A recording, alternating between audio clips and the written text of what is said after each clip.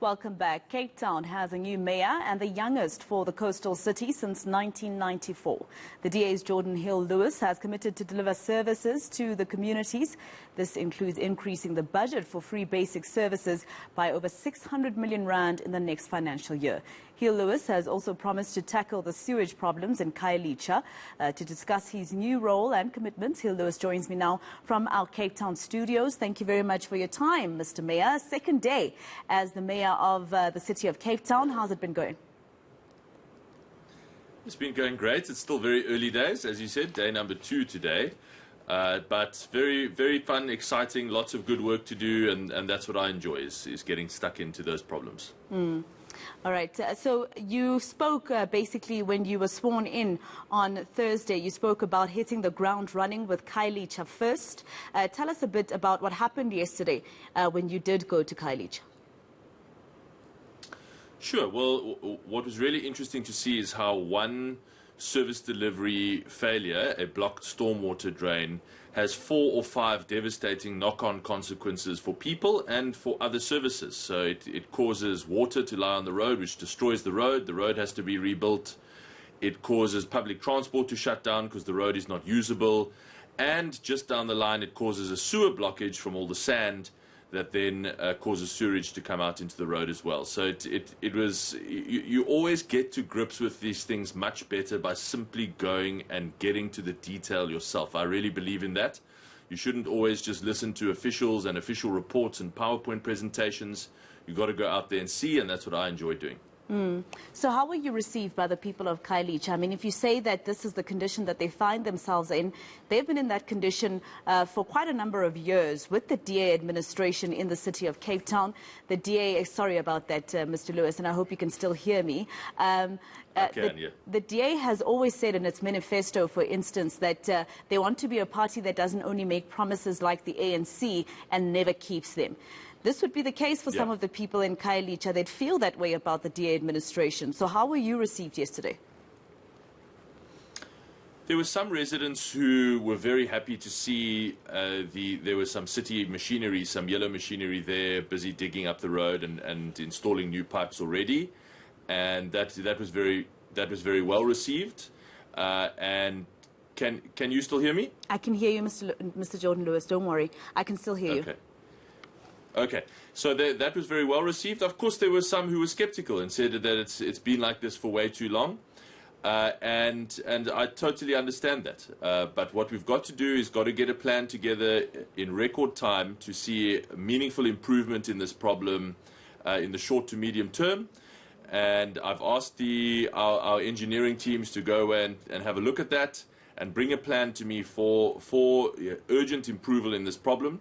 That's going to include more teams on the ground, more machinery to unblock these pipes, and that we've got an adjustment budget coming up in January, February, where we can start to effect some of that change.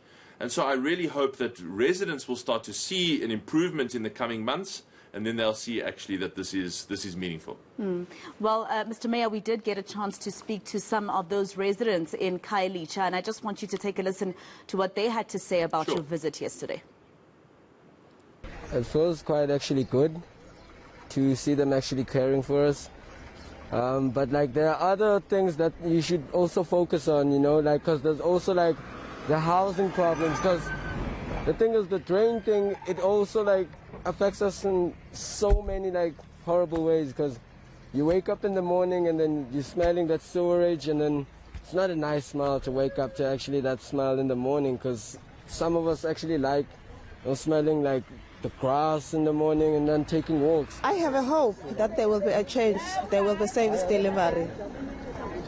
Yes. Concerning the environment we're living in, because our kids always get sick, stomach bug, because it's a everyday thing. We even stop calling our city to come fix it because they will fix it today, tomorrow it's the same thing. We do feel that we are rejected because there's no resources. Like an example, just have a look what's going on here. And we've been staying here for such a long time and we don't have a place to stay. Now they are moving us to another property whereby it's a dangerous place. How can you take people from that place and give them another part, and then what about us? Where would you like our resources to be, which is unfair for us. Your reaction, Mr. Mayor, those are your residents in Khayelitsha. Mixed reaction, of course, some of them believing you might bring some change. But, you know, one of them showing us the sewage that they live in and how long it's been like that. Yeah, and that's exactly why I go back to what I said about the importance of getting out there and meeting those residents and seeing for yourself. But let me just say, there's some of these problems are complicated, difficult to solve. But I am absolutely committed and very passionate about this. The whole purpose of politics for me is not just to, feel important or whatever. The whole purpose of politics is to try and improve people's lives. And if you're not committed to doing that, then really you must go and do something else with your time and with your life.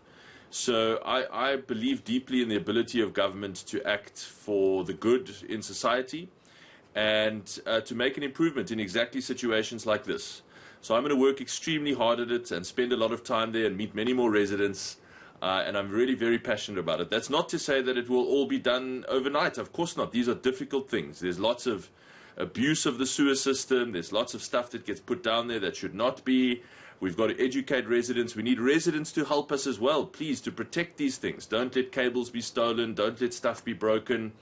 But together, with a hard-working government that's committed and focused on improving these things, and with committed residents who are prepared to help, I really think that we can. I do believe that we can make a big difference in the lives of poor residents and improve the quality of their life and make sure that they don't have to live like that. No one should be living like that.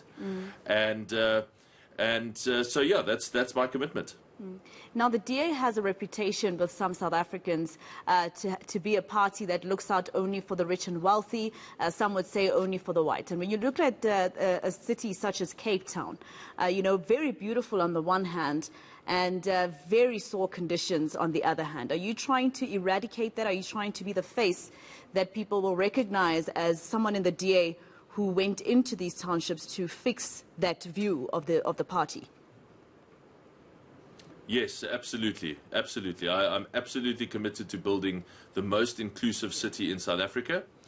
That's really where my heart is and where my passion is. As I said, otherwise there's, being in government for the sake of it is just a waste of time. So it is going to be hard work.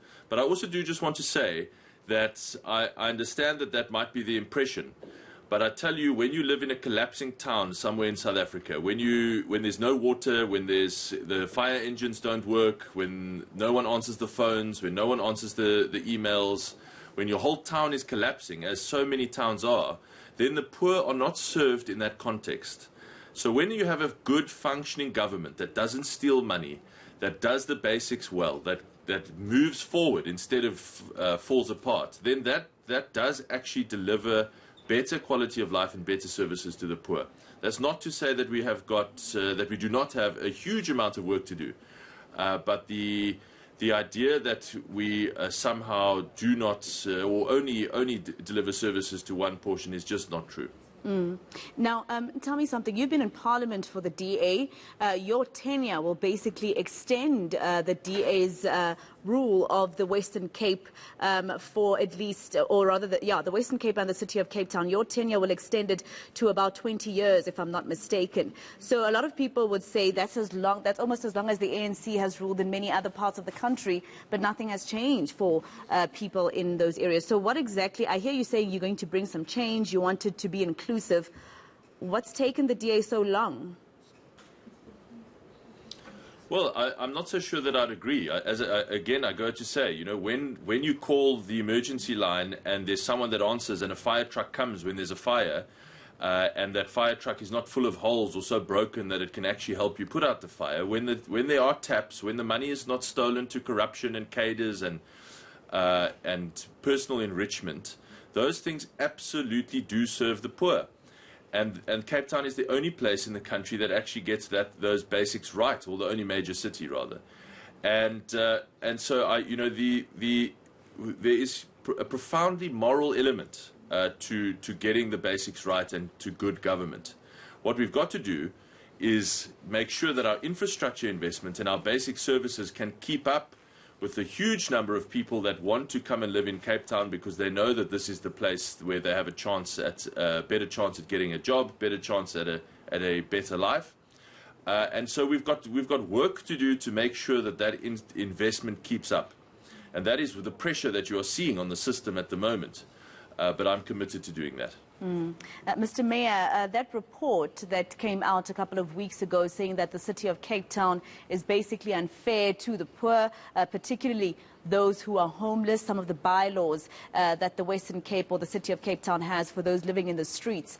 Any word from the DA in response to that report? How are we going forward from that? It is a 400-page report, and so I am slowly working through it all. I want to take it seriously and read it fully and make up my own mind. I've also asked the administration team for all of the legal opinions, for all of the comparisons with other bylaws around the country, the other metros and around the world. I've got all of that. I've got a huge amount of self-study to do. And I, the commitment that I've made and the message that I've sent to the team there is that I will make my own mind up and consider what the path forward should be. And I'm busy with that work. So it's been about 3 or 4 weeks since it came out. It wasn't top of your agenda. Well, there's been a couple of other things like a swearing in that I'm dealing with.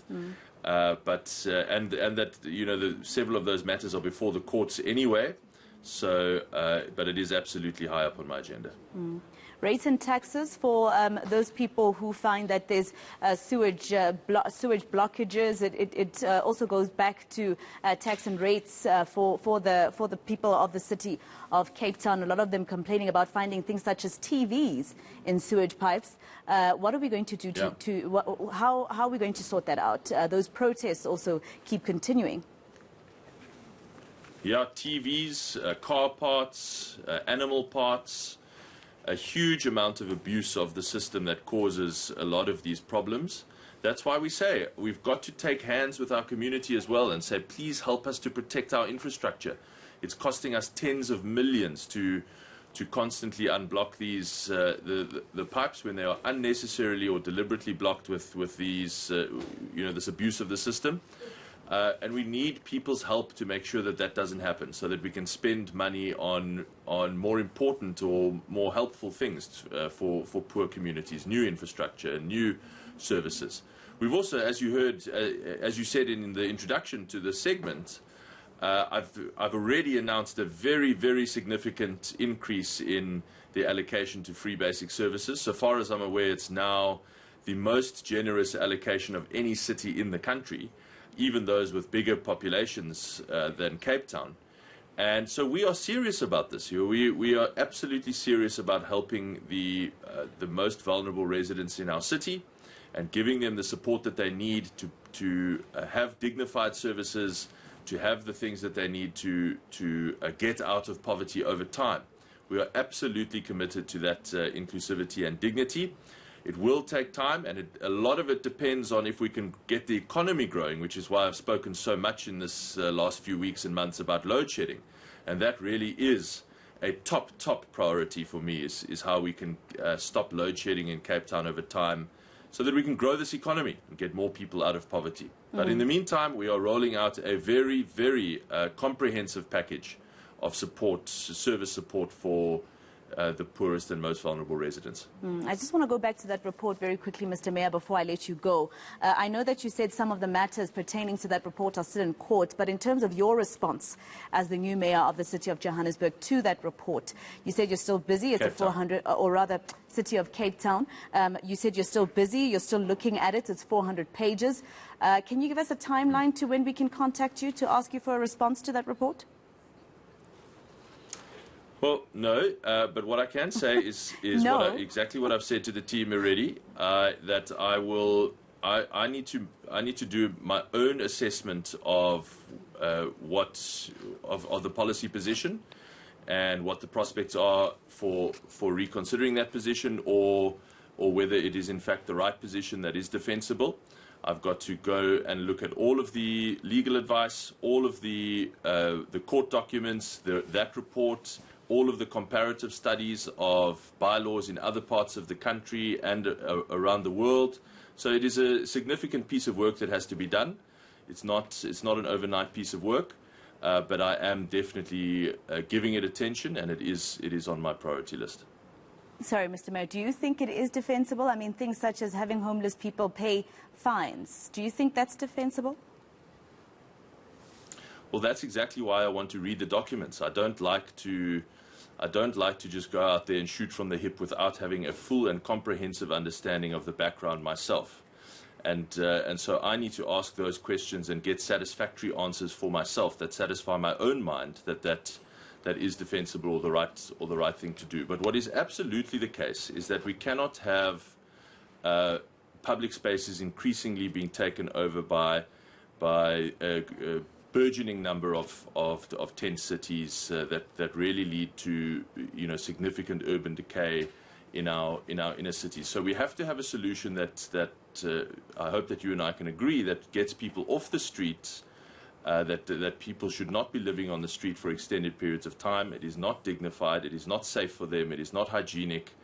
And so we've got to go and look at how we can do that. And for example, one of the first things that I've done is ask the team to prepare costings for what it would cost for us to significantly expand the number of shelter beds, or so-called what we call safe space beds, that we provide in the city.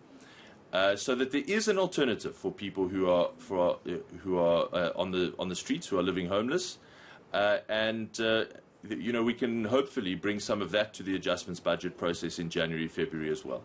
All right, the new Cape Town Mayor, Geordin Hill-Lewis, speaking to us from our Cape Town offices. Thank you very much, sir, for your time. Today was day 2 of his tenure as City of Cape Town Mayor.